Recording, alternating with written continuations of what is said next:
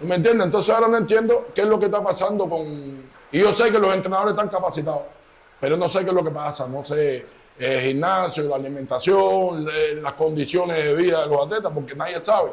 Después que un atleta termina el entrenamiento, ¿qué tiene que hacer en la calle para llevarle el plato de comida a la mesa, para resolverle un medicamento para la mamá, para un hijo, para el otro? ¿Me entiendes?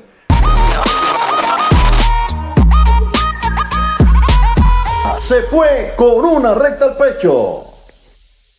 Bocul, la bienvenida, mi hermano, y dime cómo te sientes por estos días que estás haciendo.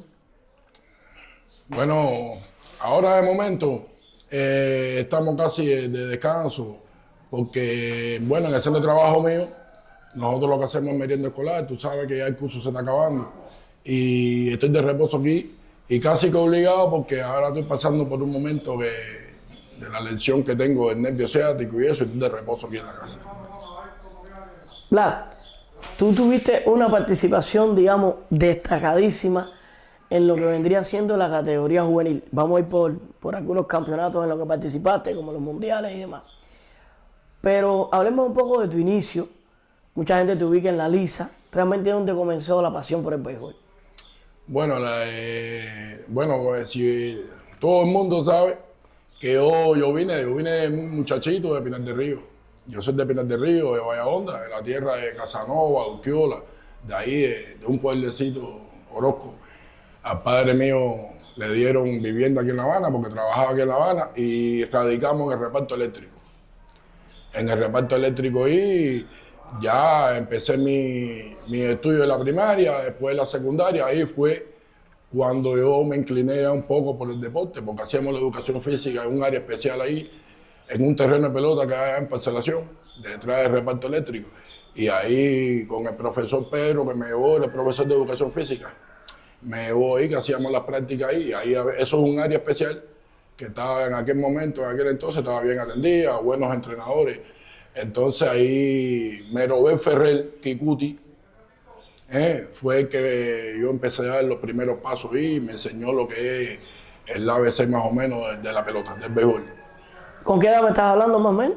Estoy hablando con más o menos 12 años por ahí, 12 años. Me hablaste de algo bien importante y es tu etapa de la niñez, digamos, el inicio en Vallahonda, y me hablaste de dos referentes importantísimos dentro del béisbol cubano. ¿Ya conocías es decir, conocías quién era Casanova, conocías quién era Urquiola antes, es decir, siendo un niño? Sí, como que no, a Urquiola y a Casanova lo conocía porque eran parte de la familia de nosotros. Mi tío era muy amigo de ellos, mi tío jugó pelota con ellos y lo que no llevó a las series nacionales, pero eran compañeros y se veían todos los días ahí y estaban casi siempre en la casa nosotros ahí en Orozco. Y Casanova, por lo menos para mí, yo quise ser como él, como Urquiola, porque fueron grandes peloteros aquí de Cuba, referente aquí al béisbol cubano.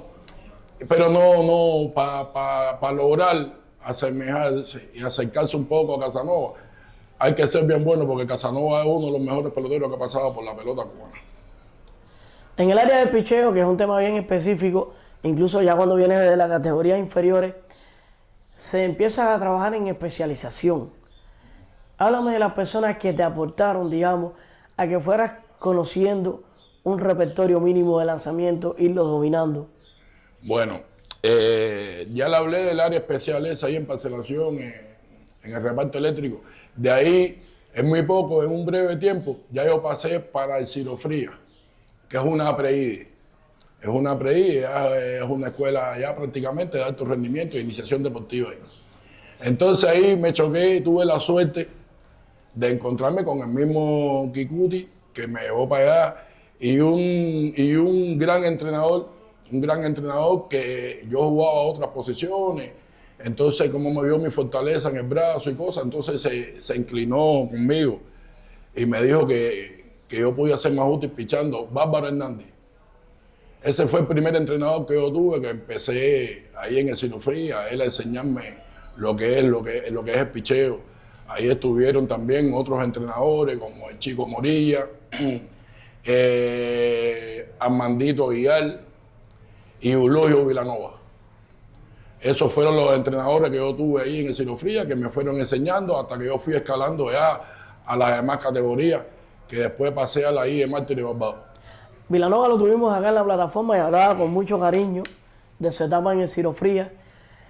Mucha gente porque cuando uno habla del Ciro Frías, en la formación de peloteros en la capital, estamos hablando de palabras mayores. Estamos hablando de un semillero y de entrenadores como los que mencionaste, el propio Raúl Reyes en una etapa. ¿Qué compañero de generación tenías ahí, que recuerdes? Bueno, ahí tenía mucho, ahí en ese tiempo tenía a Leonardo Tamayo, Osvaldo Fernández, hasta que ellos después fueron para la industria ligera, en los campeonatos provinciales. Tuve a Rolando Cuesta, Niceto Fraile, primera base metropolitano por algún tiempo. Joané Carralero, estuve también jugando con Rudy Reyes ahí. Rudy un poquito menor que yo, pero bueno, nos empatamos ahí, Rudy Reyes. Y a ver, ya eso hace mucho tiempo, ya eso hace como 30 años por ahí. Me disculpa si se me queda alguien ahí que no mencione, que fueron grandes atletas también del municipio y después de las series nacionales. A veces uno habla, he tenido la oportunidad de conversar con muchos industrialistas y hablan, por ejemplo, de la motivación que hoy no tienen los peloteros. Y se habla a veces, se compara con las condiciones que tenían ustedes para jugar, que tampoco eran ideales en aquella etapa. Si vas un poquito atrás, imagínate en esa etapa que estás casi llegando a los juveniles, que tienes que ir a entrenar allá al Ciro Frías.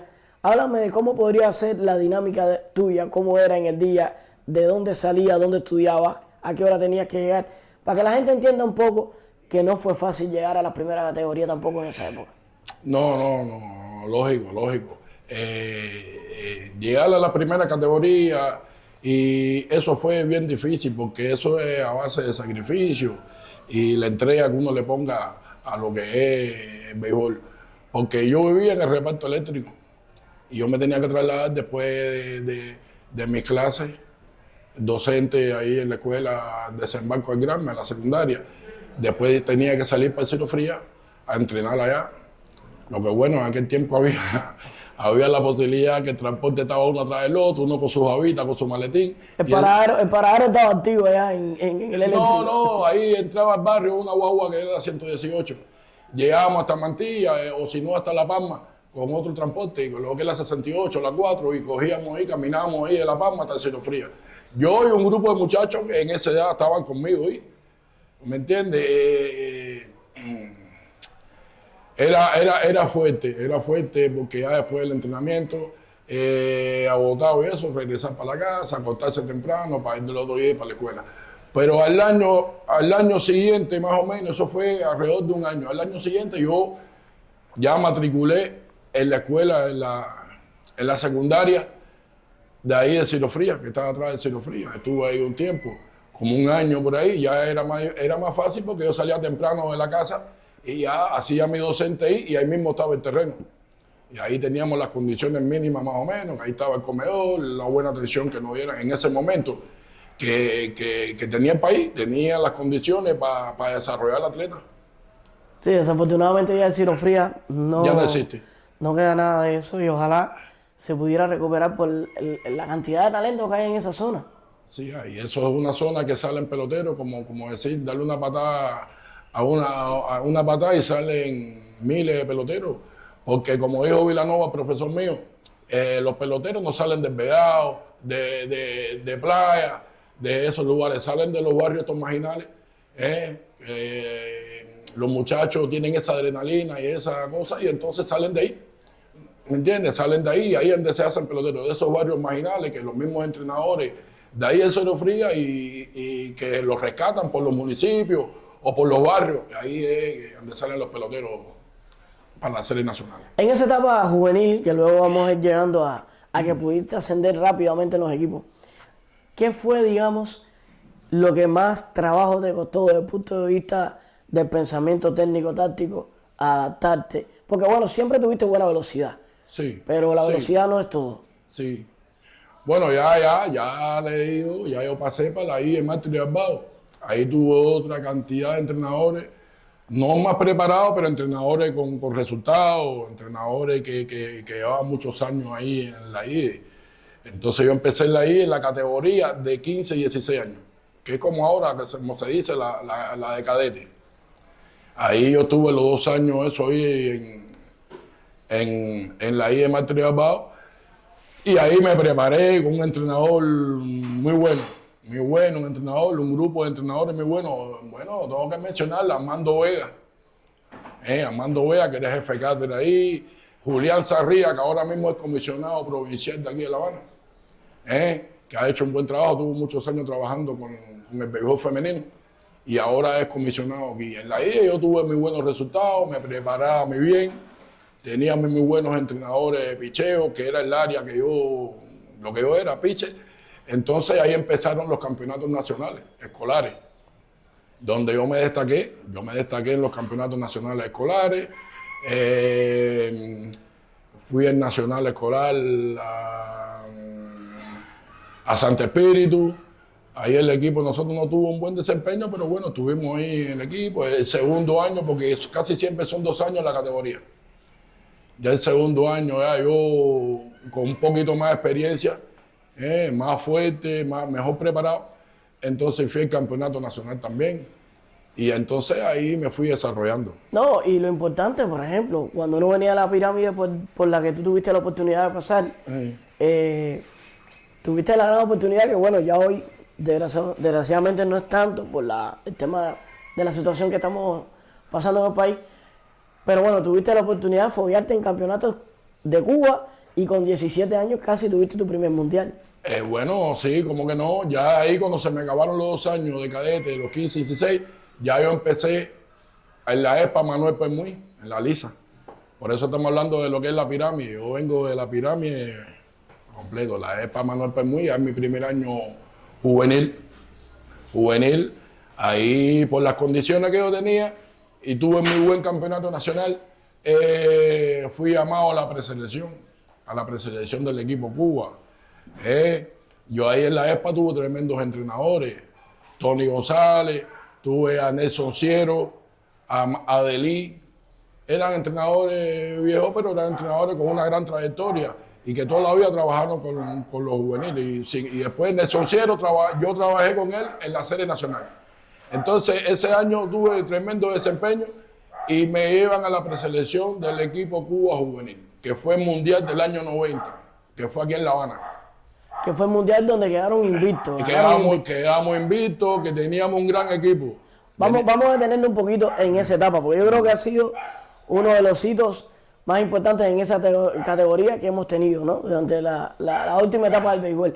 Ese campeonato del año 90, que si no recuerdo mal, creo que dirigió Pedro Chávez, ¿verdad? Pedro Chávez fue el director de ese equipo. ¿Quiénes estaban contigo en nómina? Bueno, teníamos una nómina que casi todos los de ese equipo mundial fueron después estelares del equipo Cuba. Ahí teníamos nosotros a Yobar Dueña, que era la segunda base de nosotros, Pared Querenciol, René Bello, que era el tercera base, y Paulo Bruz, un pelotero de Camagüey que era muy bueno, era el tercer bate de nosotros, pero después ya cuando de momento así desapareció, no jugó más, no tuvo rendimiento, no sé, pero bueno, teníamos también a revisar. Sí, el Santiaguero. El Santiaguero, revisar, de hecho, amigo mío y compañero y amigo mío. Teníamos un queche, Vladimir García de Pinar del Río. Sí, porque Pestano no estaba en ese año. Pestano fue el otro año del mundial que yo tuve, que fui a Canadá. Pero bueno, ahí estaba Galarraga, un pelotero muy bueno de Pinar del Río, Osvaldo Jiménez, piche, Abel Madera, piche. Tenemos una constelación de gente. Alfredo Fonseca, piche. De Granma, pero después jugó con los industriales aquí, ustedes saben. Ariel Tápane, piche de Matanza zurdo, muy bueno, que ya ese era el 4º mundial creo que de él. Y él hizo los equipos Cuba con 15 años, tenía unas cualidades y unas condiciones enormes. Lázaro Garro, otro piche de Matanza zurdo, muy bueno, tremendo piche que repetimos después para el mundial en Canadá. Y Navajita González, que Lázaro Garro, Navajita González y yo éramos los primeros años. Nos ganamos ese equipo, hicimos una etapa de entrenamiento en Venezuela, que tuvimos tremendo tiempo allá entrenando. Y entonces ya cuando regresamos para acá hicimos el equipo y bueno, nosotros tres afortunadamente caímos en el equipo. Pero habían otros pitchers de gran nivel, ahí estaba en la preselección Lazo, Omar Luis Martínez, José Lamarque de Holguín, Orlando Domínguez, primera base también de Holguín. No, nosotros teníamos un equipazo. Nos fíjate que nosotros ganamos invicto. Ganamos invicto. ¿Recuerdas detalles de tu actuación? Es decir, ¿recuerdas a qué equipo te enfrentaste? ¿Cómo te fue? Yo lancé 2 veces. Era primer año, no me apuraron mucho. Yo lancé 2 veces, porque bueno, habían los pitchers segundo año, tienen más recorrido, ¿no? Y eran los que más trabajaron. Pero yo lancé 2 veces, piché en el primer día contra Australia, no me acuerdo si fue Garro o Tapani. Yo relevé, piché unos cines muy bien contra Australia, que ganamos ese juego. Y después tuve otra participación contra Canadá. En ese mundial lancé 2 veces nada más. Ya los juegos más importantes, de más rigor, se lo daban a los peloteros, a los pitchers con más experiencia, ¿no? Como era Tapani, Fonseca, ¿entiendes? Y así. Hay una discusión latente con el tema de la carencia que tenemos de peloteros, por las razones que todos conocemos. Algunos deciden jugar temprano en otras ligas. Ahora tenemos el fenómeno de que, bueno, hay muchos padres que cuando ven la potencialidad, bueno, están saliendo a otro país para que el hijo pueda tener un desarrollo y pueda lograr una firma, quizás en MLB o en otras ligas. ¿Cuán importante, en tu opinión, es respetar el tiempo de un pelotero en las categorías inferiores? Bueno, usted se sabe que los peloteros se forman aquí hay buenos entrenadores, ya los atletas que van saliendo ahora ya están mirando, ya aquí antes no se veía Grandes Ligas, no se veía pelota prácticamente. Ya los peloteros están viendo Grandes Ligas y ya están motivados, están embullados porque se creen, aquí Cuba es una fábrica de peloteros y con mucha calidad, lo que hay que pulirlo. Y entonces esos muchachos están viendo el desarrollo de lo que están allá, de las cosas, la situación económica en este país está muy mala, muy mala.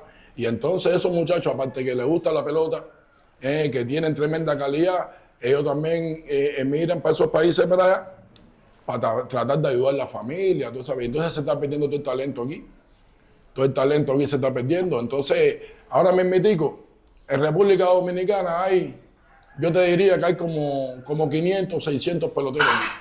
Que si esos peloteros tuvieran aquí, tuvieran la atención que tienen que tener, el béisbol cubano tuviera un poquito más de nivel.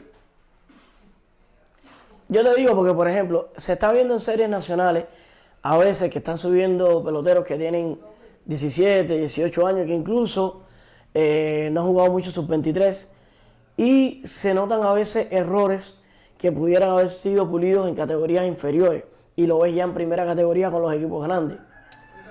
Sí, porque bueno, ya ustedes saben, muy buenos entrenadores, siempre lo he dicho, pero que ya prácticamente esa pirámide que yo pasé ya prácticamente no existe, ya no hay ESPA.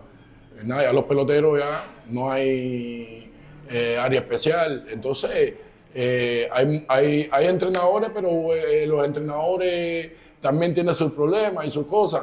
Y entonces, esos muchachos se empiezan a pulir cuando llegan allá a la academia.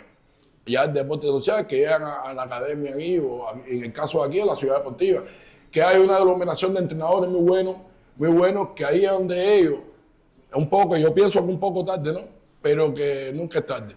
Ahí están los entrenadores que de verdad hacen por pulirle esa deficiencia que tienen esos muchachos que vienen arrastrando de edades de categorías inferiores.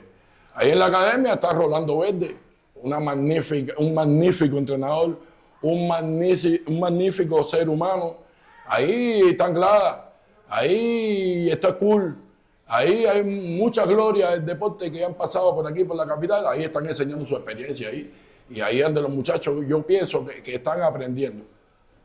Tu aval en las categorías juveniles, bueno, ya te abrió las puertas a los equipos de la capital, a los equipos grandes. Recuérdame quién te recibió, quiénes fueron esos primeros, digamos, en el Clubhouse uno siempre lleva una buena relación con todos sus compañeros, pero siempre hay algunos que destacan más que otros. En el caso de Lago Cook, ¿quiénes fueron esas personas? Bueno, yo hice el equipo Cuba, como ustedes saben, del Mundial Juvenil de La Habana, el año 90. Ya yo tenía 17 años, ya cumplí los 18 años, porque el primer equipo, la primera serie nacional mía fue en el equipo industrial. En el año 90-91 se acabó la serie mundial y ya ese año ya yo fui directo para los industriales. Ahí el director del equipo de ese industrial era Juan Gómez, el Coco Gómez.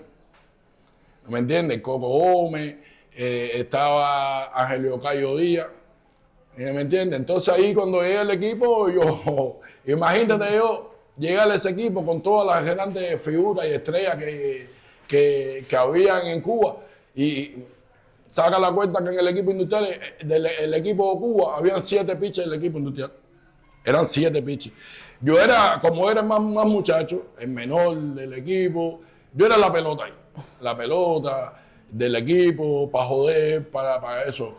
Ese año yo no tuve la oportunidad, ahí yo tuve grandes amigos y grandes conocedores del béisbol.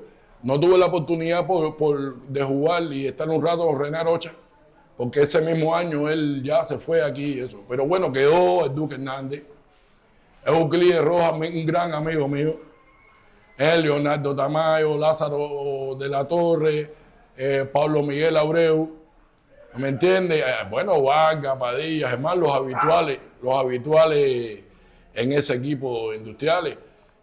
Roberto Colina, primera base, Osber Luis Rodríguez, Safrán, Jorge Emilián. Era un equipo de estrellas, el equipo industrial, un equipo muy competitivo de siempre.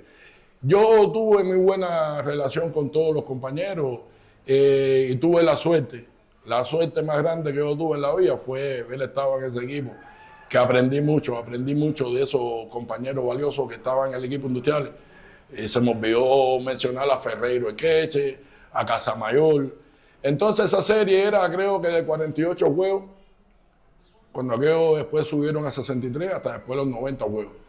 Ahí fue una serie corta, nosotros clasificamos, pero bueno, yo no tenía participación ninguna. Ahí la estrategia de los entrenadores de la academia y el mismo equipo industrial, para conmigo era que yo me mantuviera entrenando, que cogiera un poco de experiencia, que me preparara con todos esos estelares que estaban ahí, porque todavía me quedaba un año para el Mundial Juvenil. Y entonces cogí experiencia y me preparé y estuve de lo mejor. Yo extraño toda esa época porque yo me sentía ahí como en mi casa con todos esos compañeros. Yo era, bueno, el menor del equipo. Yo cumplí los 18 años estando en la Serie Nacional. En la entrevista con Lázaro de la Torre hablaba, digamos, de dos cosas. Una era la exigencia en los entrenamientos en la generación de la que usted habla. Es decir, había mucha exigencia. Y la otra era de nombres anónimos, que bueno, ya usted mencionó algunos, de personas que no eran el manager de la selección, pero usted mencionaba, bueno, en aquella época el Coco Gómez sí, que además, en mi opinión, es una de las personas con más conocimiento del béisbol en este país. Sí. Y también la capital, digamos, en esa época tenía a los técnicos que tenían un poquito más de contacto con la parte científica del béisbol en esa época, también en función del equipo industrial. ¿Recuerdas anécdotas, por ejemplo, ya en el entrenamiento, digamos, experiencias que te pudieron colaborar esos técnicos y tus compañeros en la lomita? Sí, como que no. Una gran experiencia que tuve, porque el equipo industrial en ese tiempo tenía un entrenador de picheo que era muy capacitado, muy bueno. Eso lo conoció toda Cuba, Nelson Cierro, y muchas figuras esas del tiempo de antes que jugaron otro béisbol, pero que tienen una experiencia y fueron grandes atletas. El caso de Medina, que fue un gran atleta, y después lo tuve como director en el año 96. Ganó adelantarme cuando ganamos la serie nacional. Con el Coco Gómez estaba Angelio Cayo Díaz, estaba el Yayo Linares. Teníamos también mucho apoyo de Rodolfo Puente, que todo el mundo conoció a Rodolfo Puente, que fue un gran atleta, un gran short y después un gran conocedor del béisbol. Eso a nosotros nos motivaba mucho porque ellos mismos veían el progreso de los muchachos que andaban conmigo, porque Yo era el más joven, pero había un joven también, porque ahí al lado mío estaba Ernesto Nori, estaba Luis Alberto González, Quesito, estaba René Spin, que ellos estuvieron conmigo en esa época ahí, y muchos más que eran de la misma edad mía o menores, pero nosotros recibimos la mejor atención de esos entrenadores. Digamos, tuviste una trayectoria importante, llegaron a ser campeones nacionales estando tú ahí, pero además es bien importante el trabajo que tú hiciste en el año 96 con títulos de liderazgo y todo. Háblame un poquito de ese año 96. Bueno, el año 96, yo tengo una experiencia, para mí fue una de las cosas más grandes porque yo me preparaba bien y el anhelo de todo de pelotero aquí en La Habana es estar en el equipo industrial. Eso fue una cosa que me quedaba grabado para toda la vida porque nosotros sin ese gran equipo, nosotros supimos ganar un campeonato. Había mucha cohesión, mucha unidad. Medina, el Coco Gómez y el Yayo lograron, Angelio Cayo Díaz lograron aglutinar un grupo ahí que nosotros metíamos el pecho, nos moríamos en el terreno y un entrenamiento, estábamos bien capacitados y con un equipo que no era una gran cosa porque teníamos un equipo normal, pero bueno, todo el mundo sabe que los peloteros de La Habana siempre sacan el extra y siempre yo tuve protagonismo, sí, en 2 ocasiones o 3 ocasiones, y eso es lo que más recuerdo yo, porque no es fácil lanzarle un equipo veguero en el Capitán San Luis, ayer no completo, contra Faustino Corrales. Eso no fue en los playoffs, ¿no? Pero bueno, antes de los playoffs yo le había lanzado al equipo de veguero allá en Piedras del Río, le gané, Vargas, Germán y Padilla me motivaban mucho porque me decían, pichea bajito para que te dé rol, y esa gente hicimos un juego espectacular. Creo que el juego, si no me equivoco, lo ganamos 2-1. Y entonces, a raíz de ese rendimiento que tuve, clasificamos para los playoffs y nos tocó con Piedras del Río. Jugamos allá en el Capitán San Luis, ganamos 1 y perdimos 1 y vinimos para acá, para La Habana. Y Medina me dio la confianza grandísima de lanzar el tercer juego aquí en el Latino. Eso fue un acontecimiento y una cosa muy fuerte para mí porque yo había jugado internacionalmente en los equipos Cuba, había jugado en otros terrenos, pero ya ese día en el Latino como con casi 60.000 gente. El estadio lleno que se cerró a las 3 de la tarde. Cuando me tocó la bola que yo me paré en el bollo, no sabía qué iba a hacer. Yo no sabía qué iba a hacer. No, el Latino lleno, todo el mundo ha dicho que es bien complicado para la concentración de cualquier pelotero. Sí, tiene que estar, o extranjero. Tiene que estar bien preparado porque eso es un coliseo. Mano, eso es la bulla por todos lados. Y entonces yo había salido ya, tenía como los 18 años, 19 años, enfrentarme contra Faustino Corrales de nuevo. Y entonces los compañeros míos que teníamos en el equipo, ustedes saben que Faustino Corrales era un gran pitcher de los mejores que dio Cuba. Y ya yo a ver Vargas, Javier, Padilla, Germán Mesa, ya Tavares estaba en el equipo ya. Ahora es un año menor que yo, pero él estaba en el equipo. Me decían, Zulu, a mí me decían el Zulu en el equipo. Jodera, el muchacho. Mi hermano, hace falta que pichee bajito y que te den rol y que no te hagan mucha carrera, porque a este hombre que está al lado no se le puede batear. Y entonces ya empezamos el juego y en el primer inning nosotros éramos un club, abrí, me compliqué en el primer inning, me hicieron 3 carreras. Medina sale para el boy y me dice, tranquilo, coge tu idea, ya yo tenía 2 outs, saca el lado que te queda que yo no te voy a quitar. Yo no te voy a quitar y tú tienes que seguir caminando el juego. Y entonces me dio esa confianza, gracias a Dios salí de ese inning, y entonces caminé el juego, piché los 9 innings. Ese juego lo ganamos 9 carreras por 4. Y ahí nos pusimos en la serie 2-1 en contra Vero. Una cosa que quisiera compartir contigo y con los seguidores de la plataforma es sobre la especialización del picheo. Durante muchos años el astro, sobre todo en tu generación, cuando se formaban los equipos Cuba en cualquiera de sus variantes, el A, el B, se utilizaba siempre, o casi siempre, para no ser absoluto, a abridores para conformar las nóminas de lanzadores. Sí. Entonces, muchos pitchers no quisieron especializarse en otras áreas, como en tu caso, por ejemplo, que fuiste un estelarísimo relevista. Entonces, quisiera saber cómo manejar eso mentalmente, es decir, cómo de alguna manera te convencieron de dar el paso hacia ser un pitcher relevista. Mira, en el caso mío no fue que yo quise ser tan relevista o nada. En el equipo industrial estaban los abridores definidos y la única oportunidad que yo tenía era de pichar atrás. Y de pichar atrás, te estaba hablando de pichar atrás cuando ya esos estelares, el Duque, Valle, esos pitchers que eran abridores de la torre, ya yo empecé así, cuando el juego estaba perdido.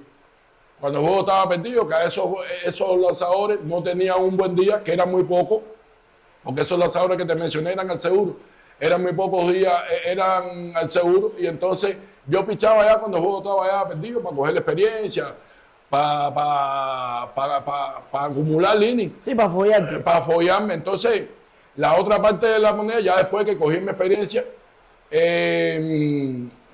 ya yo era un atleta muy fogoso, muy caliente.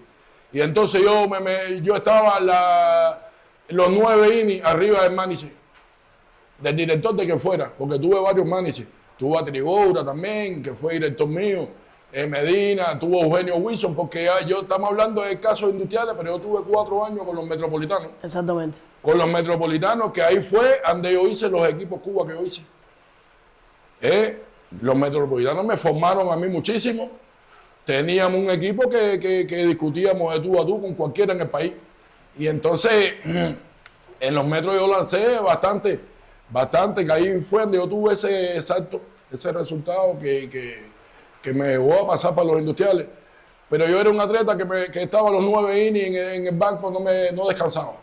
Era pidiéndole la bola a los managers. A veces me ponían a pichar hasta por cansancio. Dame un inning, dame que yo puedo sacar. Yo era un atleta muy fogoso, muy capaz, que tenía la sangre caliente, que me gustaba lanzar y sobre todo tener resultados, ¿no? Pues como único uno tiene resultados es siendo atrevido, como era yo. Y me gustaban los equipos grandes. No, y ganándote la confianza de los managers. Exacto, ganándome la confianza. Yo creo que por eso al principio era que me ponían. Ya después cogí un poco más de experiencia con los mismos pitches que yo te dije, como Ucri y toda esa gente, Duque, que me enseñaron muchísimo, Tamayo, toda esa gente, me enseñaron mucho. Yo cogí experiencia mucho de esa gente. Y entonces ya yo cogí un poquito más de calidad, ya aprendí a lanzar.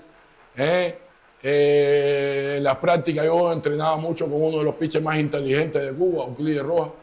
Me decía, tú tienes buena velocidad, tienes que aprender otro lanzamiento, un slider, pero tienes que tirar una curva y basarte en lo que es el control, para que tú puedas caminar, porque calidad tienes. Tú eres un pitcher fácil de 90 millas. Yo pasaba las 90 millas en esa categoría. En esa categoría que ahora sí se ve muy poco. Y no sé si es el entrenamiento o la alimentación que teníamos nosotros, pero que ahora es muy raro que los pitchers pasen las 90 millas. Mira, yo hablaba de la Torre y de la Torre, por ejemplo, mencionaba a preparadores como Juan Suárez. Sí, Juan Izaguirre. Juan Suárez. Gente que de alguna manera colaboraba mucho con los planes, con la preparación, con la exigencia, para que se lograran esos resultados. Yo creo que ahora mismo la mayoría de los equipos tienen técnicos que se han venido formando dentro de los propios equipos, otros han venido de la Universidad del Deporte, pero digamos, habían técnicas que hoy pudieran ser arcaicas, que se utilizaban en el momento en que usted jugó, pero que daban resultados, porque al final, a la postre, lo importante yo creo que es el resultado. Claro. ¿Y qué puede estar sucediendo ahora en ese sentido? Bueno, yo pienso que lo que está sucediendo en ese sentido, porque mira, en aquel tiempo, en la época que yo jugué, era rara vez que un lanzador se lesionara el brazo. Ahora tú ves un lanzador con una calidad enorme, tira 95, 96 millas, que son los pocos, y al otro año no lo ves porque ya se lesionaron el brazo. Y ahora la tecnología ha avanzado a cantidad, hay sabermétrico, hay gente bien preparada, pero lo que no entiendo yo es por qué se lesionan tanto, sobre todo los lanzadores. Sobre todo los lanzadores que se lesionan y ya se desaparecen del béisbol. En aquel tiempo era muy rara vez que se lesionara un pitcher. Mira, Lazo pichó 20 y pico años. De la Torre pichó con 43 años. Y te puedo mencionar mucho. No, Vera pichó no cuánto y quiere regresar. Vera pichó y tiene 54 años y quiere regresar porque si quiere regresar se siente en forma. Y ahí yo estuve viendo la declaración que él dijo que no tira 90 y pico como tiraba antes, pero tira 85, esa es la media que hay ahora aquí. Y con la experiencia que él tiene con 85 millas, él puede ser otro campeón de nuevo. Porque aquí los pitchers, esa es la media que hay ahora, tiene que ser a la vez uno o dos. Entonces en aquel tiempo la gente decía que el entrenamiento era... porque el mismo de la Torre, él entrenaba. Y decían que estaba loco. Pero De la Torre no estaba loco. De la Torre nosotros íbamos a entrenar, un ejemplo que te ponga, Santa Espíritu. Y estábamos en el motel deportivo, después de todas esas cargas que recibía del entrenamiento, de todo lo que hacíamos en el terreno de pelota, nosotros nos montábamos en la guagua y son unos cuantos kilómetros de motel deportivo y la De la Torre se ponía los plomos en los pies y salía corriendo hasta el motel deportivo. ¿Me entienden? Y eso es un entrenamiento obsoleto que lo criticaba mucho, pero la Torre lanzó con 40 y pico años. Y lanzó con 40 y pico años porque el otro día mismo lo estaba viendo. Y cuando le lanzó a Pinar del Río los 4 días de seguidos, en el último juego de la Torre, en el noveno, y estaba tirando 90 y 91 millas. ¿Me entiendes? Entonces ahora no entiendo qué es lo que está pasando con... Y yo sé que los entrenadores están capacitados, pero no sé qué es lo que pasa. No sé, el gimnasio, la alimentación, las condiciones de vida de los atletas, porque nadie sabe. Después que un atleta termina el entrenamiento, ¿qué tiene que hacer en la calle para llevarle el plato de comida a la mesa, para resolverle un medicamento para la mamá, para un hijo, para el otro? ¿Me entiendes? Entonces son muchas cosas. El deportista para tenerle un óptimo rendimiento tiene que estar despreocupado de todo. Tener las necesidades mínimas, por lo menos casi resueltas. ¿Entiendes? Eso es lo que pienso yo. En el año 97, usted, temporada 97-98, después de 8 años jugando Serie Nacional, y esto usted me aclarará el punto, se dice que decide retirarse del béisbol activo, pero también hubo muchos retiros masivos. En el caso suyo, hubo una gran injusticia con el tema de no llevarlo ese año, incluso ese año Serie 96-97, tengo entendido que usted fue incluso líder de los pitchers. Entonces, vayamos atrás y cuéntenme desde su perspectiva, 20 años después casi, ¿cuál fue la situación real? Bueno, ahí hubieron muchas cosas. Yo, ese año 96, que tuve bastante protagonismo en lo que es la victoria de los industriales, ya fuimos al campeonato, el Mundial de Clubes de Campeones en México. Fue una cosa muy rápida así. Prácticamente nosotros salimos de México, llegamos hoy y el otro día empezaba la Serie Nacional. Yo pienso que yo no hice una buena preparación. Porque ahí se dio el traste que ya me sentía molestia en el brazo, de carajo. Entonces, viene el año 96-97, que así con mis dolores y mis cosas y la fuerza que tiene uno, yo quedé champion pitcher, que fueron 6 juegos que gané y no perdí, y un buen promedio de carreras limpias. Y entonces ahí el otro año ya viene el problema. Ya me bajan ya yo declaré que tenía molestia en el brazo. Me empecé a atender, pero ya yo no me quise operar. Tuve a Álvarez Cambra, Rodriguito el hijo, tuve medicina deportiva allí. Entonces ya me bajaron para la Liga de Desarrollo cuando yo estaba a Constructores, el equipo Constructores, que era la reserva de los industriales. Ahí abajo en la Liga de Desarrollo ahí me preparé bastante bien. Y clasifiqué el equipo Constructores para los playoffs, el carajo, pero bueno, tú sabes que el equipo industrial clasificó y llega una fecha tope de subir el último día que se baja y se sube atleta. Exacto. Y entonces parece que los entrenadores que habían ahí no vieron que yo estaba bien y entonces no me subieron al equipo y no pude estar con el equipo en ese playoff. Entonces ya yo fui para la casa, al otro año empiezo el entrenamiento, Liga de Desarrollo, y entonces comisionado nacional, provincial, ya un atleta que había pasado por la pirámide, que había tenido resultados, porque yo no jugué tanto tiempo, pero el tiempo que lancé, yo gané más juegos de lo que perdí. Piché juegos importantes en campeonato, estaba joven todavía, y yo pienso que yo no tuve el tratamiento que debía tener por los resultados que había tenido y por la juventud que tenía. Y entonces ya yo me decepcioné mucho y al otro año de la Liga de Desarrollo yo cogí y decidí irme para mi casa y no jugar más. ¿Me entiendes? Entonces me dijeron, comisionado, que yo creo que en aquel tiempo era Tony Castillo, que habían otros atletas jóvenes, del carajo, que tenían calidad, pero bueno, esos atletas jóvenes que pusieron, que creo, Yosandro Ibáñez, no sé si ustedes se acuerdan, y Turiño, Michael Turiño, algo de Andrés Lisa, esos dos compañeros los subieron para el equipo industrial y a mí, como ya se habían olvidado lo que yo había hecho y me habían desechado, esos dos compañeros tuvieron en el equipo industrial como 4 años los dos y no ganaron ni la mitad de los juegos que yo tenía. Al final ellos se fueron del país y se fueron para Dominicana y eso. Que estoy diciendo que tenían calidad, ¿no? Tenían calidad, pero yo llevaba otro tratamiento. No desecharme, ¿no? Porque todavía la edad que yo tenía me podían salvar el brazo con una buena atención. ¿Me entiendes? Entonces eso no fue así, me decepcioné mucho y me fui para mi casa. No jugué más béisbol. Hasta ahora, hace como 30 años, quizás un poquito más, que yo más nunca he pisado el latinoamericano. Yo más nunca he ido al estadio, veo los juegos por la pelota, por el televisor, porque la pelota fue mi pasión, mi vida, todo. Yo le agradezco todo lo que yo soy y la gente me conoce, en todas esas cosas, al béisbol, a la pelota. Porque yo pienso que si yo no hubiese jugado pelota, a mí me hubiesen conocido muy poca gente. Yo hubiera sido uno más en la calle, pero la pelota me dio todo eso. Me dio todo eso, que te conociera mucha gente, que te respetara mucha gente. Aparte, yo soy una gente bien tranquila, soy bien respetuoso. Lo que soy un poco jodido con los 30 compañeros, pero soy una gente bien sincera y bien tranquila. A la vuelta de los años, pues bueno, altibajas siempre existen. Sí. Gente dispuesta a hacerte daño también. ¿No te pareció una decisión drástica abandonerlo? Porque yo creo que podía regresar en algún momento.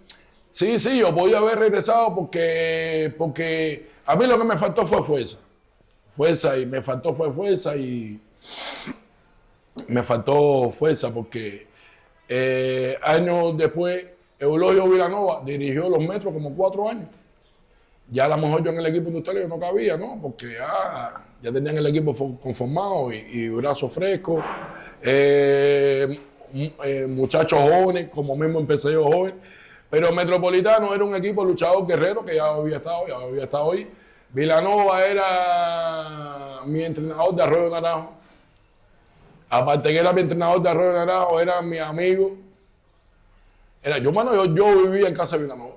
Yo vivía en casa de Vilanova, yo comía en casa de Vilanova, me quedaba a veces dormir en casa de Vilanova porque yo vivía en el reparto eléctrico, vivía ahí en el Café Colón, más cerca de Sinofría, que íbamos hasta caminando.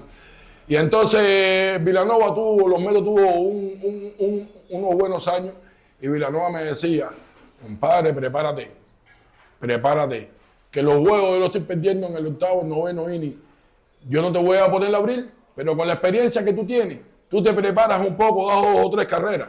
Aparte de la fuerza esa que tenía, yo ese de hacer las cosas bien. Vilanova me decía, tú corres 2 o 3 vueltas al terreno y yo te pongo a pichar para que me salve el juego en 9º inning. ¿Me entiendes? Yo no te voy a pichar, porque estoy perdiendo los juegos en los últimos innings. Y entonces yo me metí eso en la cabeza, pero no tuve esa fuerza de voluntad para volver a empezar un entrenamiento después de 1 año y pico, 2 años sin hacer nada. ¿Me entiendes?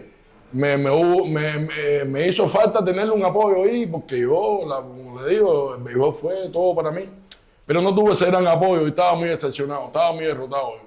Y entonces ya dejé eso y ya me dediqué a otras cosas. Esa parte emocional puede ser el todo para un atleta. Y bueno, por lo que me estás contando, en tu caso fue lo que estuvo faltando. Sin embargo, a mí me consta, porque hemos compartido un partido de softball y encuentro de gloria del béisbol, que sí sigue teniendo una perfecta comunicación con tus antiguos compañeros de equipo? Bueno, eso fue una experiencia grande. Bueno, Ameyel vino, jugamos juegos aquí en Santiago. Después tú sabes que hasta las lágrimas a mí se me salieron, brother. Porque tú sabes qué cosa tuvo estar con compañeros tuyos después de 30 años sin verlo. 30 años sin verlo y que fueron tu familia, ¿no? Porque todos esos compañeros que estábamos ahí en Santiago, que después llegaron más, ¿no? Verde, un poquito más tarde, Fumero. Pero bueno, al inicio estaban ya todos ellos ahí. Casamayor, estaba el Valle, todos esos compañeros que estaban, Ameyel, muchos. Entonces, esos compañeros fuimos una familia de jugar 5, 6, 7 series nacionales y quizás un poco más. Con esos compañeros, tú hacías más vida que con la familia tuya. Esos no eran compañeros tuyos, esos eran hermanos, esos eran familia tuya. Entonces tú sabes qué cosa es, después de 30 años tú ves a esa gente, las lágrimas se te tienen que salir. Porque bueno, yo decidí estar aquí. Yo viajé bastante, equipo Cuba, tuve unos viajes, yo decidí estar aquí. Yo estoy perfecto aquí. ¿No me entiendes? Entonces esos compañeros decidieron irse y entonces no pasa nada. La amistad, bueno, fíjate que sea así, que yo me comunico con todos. Yo me comunico con todos y mantenemos una estrecha relación con todos los aquí y los que están allá afuera. ¿Quién era el ídolo o los ídolos de Blas Hopgood? Bueno, cuando yo entré en los industriales, me pasó lo mismo que cuando empezamos al principio que te hablé de Casanova. Cuando yo empecé en los industriales, mi ídolo mío, que yo lo imitaba, pero no era posible. No era posible porque mi ídolo era el Duque Hernández. Orlando Hernández, me paraba en mi casa, en la pared, levantaba el pie como él, pero lo levantaba una vez, dos, pero mi ídolo era él. Él lanzaba así, era su estilo, y yo lo copiaba completo, pero no podía. Aparte no podía también por los resultados que tuvo él. Porque todo el mundo sabe quién fue Orlando Hernández. Pero bueno, te digo mi ídolo porque yo me ponía la gorra como él, me ponía el uniforme como él, me subía las medias hasta acá arriba como él. Pero bueno, no pudo ser, ya uno tiene que buscar su propio estilo, pero había otros más, la Sorovalle también, bueno, estoy hablando de los pitchers. Y con Euclides Rojas, que en lo particular éramos compañeros de equipo y vecinos. Se acababa el juego, yo me iba con él para su casa, él vivía ahí atrás de la bola ahí. Y yo en aquel momento vivía en Santa Catalina ahí, en Santo Suárez, y andábamos juntos. Yo cogí mucho de Pichi, de Euclides, yo cogí mucho de él. Me sirvió mucho para la corta carrera que tuve, vamos a decirlo así, porque yo no jugué tantos años ni nada. Pero bueno, en los años que yo jugué tuve bastante resultados. Y entonces ese día en Santiago de la Vega yo me sentí como, tú sabes, cosas, recordar 30 años atrás. Compartir, dando un abrazo, tomando un trago, hacer la anécdota de todo lo que pasamos juntos, de todos los campeonatos, de las victorias, de las derrotas, de todos los momentos buenos y los momentos amargos que pasamos también, cuando perdíamos un juego. En aquel tiempo los peloteros lo sentían bien, y más el equipo de la capital, que a nosotros todo el mundo nos jugaba muy fuerte, todo el mundo nos iba arrancando la cabeza, como se dice. Pero nosotros siempre supimos sobreponernos a eso porque había mucha calidad en ese equipo industrial. No en el año que yo jugué, de todos los industriales que yo conozco, de que veo pelota. Siempre, bueno, el béisbol es muy caliente, la generación tuya jugaba más fuerte que la de ahora. ¿Recuerdas haber algún malentendido con algún jugador por una pelota que se fue, por un bolazo o por una situación de esa que se formaba en la cual salían los dos bancos? ¿Recuerdas haber tenido con alguien alguna situación de esa? Sí, como que no. Te voy a hacer una anécdota que yo creo que la única vez que a mí me botaron de un estadio de pelota fue... la única vez que a mí me botaron de un juego de pelota fue en Manzanillo, en el Wilfredo Pajé. Que ahí le piché al equipo de Granma. Yo no sé si yo gané o perdí el juego de eso. Yo creo que ese juego lo perdimos. Que se me escapó una bola y le di un bolazo a Valerio Bejerano. ¡Oh, candela! Te salieron los hermanos. Ya, se formó ahí de madre, pero bueno, no iba mal el mayor. Ya los entrenadores de los dos equipos, ahí lo que hicieron fue intermediar, porque al final somos compañeros. una bola se le va a cualquiera, pero bueno, ellos no lo interpretaron así. Porque yo creo que fue así, porque ese día lo estaban cayendo a palo hoy a nosotros. Y yo estaba lanzando ese juego y una bola se me escapó y Pedro Giovanni, el árbitro me botó de juego. Y ya después del juego pues no pasó nada, normal. Ya eso es el calor de juego y se quedó todo ahí. Pero esa fue la única vez que me botaron a mí en un terreno de pelota. Yo era bastante disciplinado. Háblame un poquito ya para terminar. ¿Qué es de la vida de Lajo Cool luego de que salió del béisbol en los últimos años? Bueno, cuando ya yo decidí no jugar más pelota, que ya yo decidí bien. Tú sabes que uno tiene familia, hijos, tiene cosas, la vida continúa. La vida continúa y todo el mundo sabiendo la necesidad que hay, los problemas que hay. Entonces la vida continúa, yo empecé a trabajar en la calle, a pasar cursos y cosas. Tuve de agente de seguridad y protección en la agencia del MINAL, después pasé por varias agencias.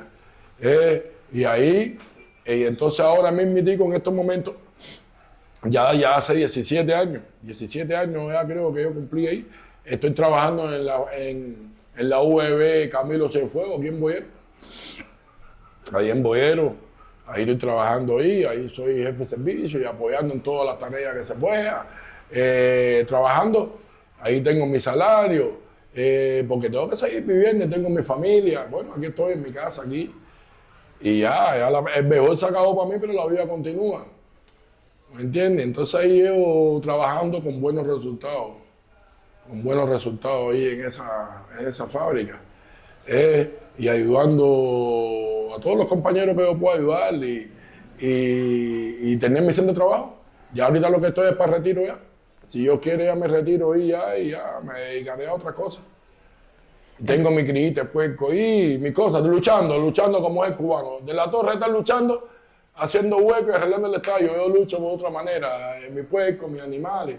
Ya he ido quitando porque se ha puesto difícil el problema de conseguir los alimentos para los animales. Pero bueno, sigo viviendo, tengo mi trabajo, tengo una familia maravillosa, tengo mi hijo que ya no es de este matrimonio, que vive en el reparto eléctrico.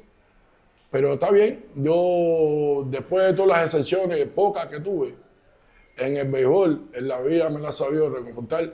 Yo soy un tipo bien feliz, un tipo bien feliz que yo he tenido y he logrado todo lo que he querido, con las limitaciones y las cosas, pero soy un tipo bastante feliz y aquí estoy. ¿Cómo sigue ser recordado ese muchachito que salió de Orozco y que se hizo grande en el béisbol? Yo quisiera ser recordado como un gran atleta, que tuve la suerte de tener los mejores entrenadores de Cuba y tuve la dicha también de representar a mi país en eventos internacionales. Yo quisiera que me recordaran como una buena persona, como un gran compañero. Ahora mismo tengo 53 años y sigo guapeando. Quisiera que me recordaran así, como una buena persona y gran compañero. Mascarilla, cara a cara, vamos. Suelta el pecho, aquí se dice todo.